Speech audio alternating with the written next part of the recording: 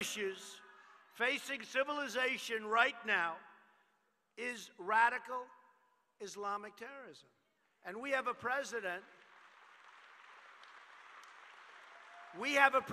that won't use the term. He won't say it. He won't say it. Maybe he doesn't believe it.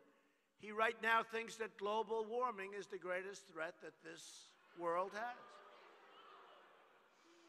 So we've just seen many, many crimes getting worse all the time. And as Maine knows, a major destination for Somali refugees, right? Am I right? Well, they're all talking about it. Maine, Somali refugees.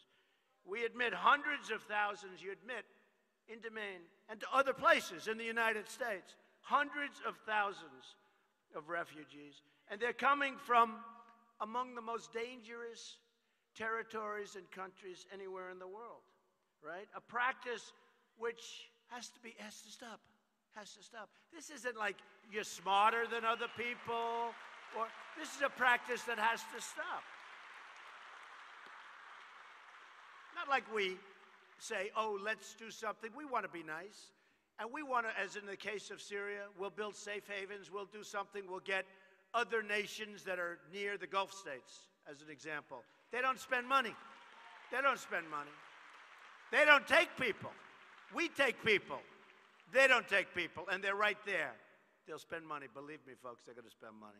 They wouldn't be there if it weren't for us.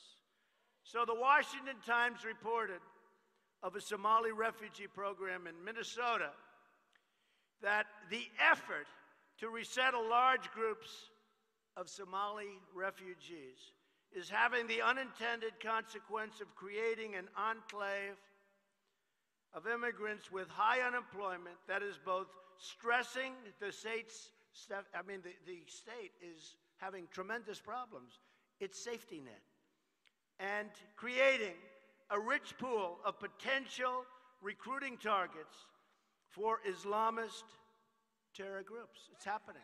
It's happening. You see it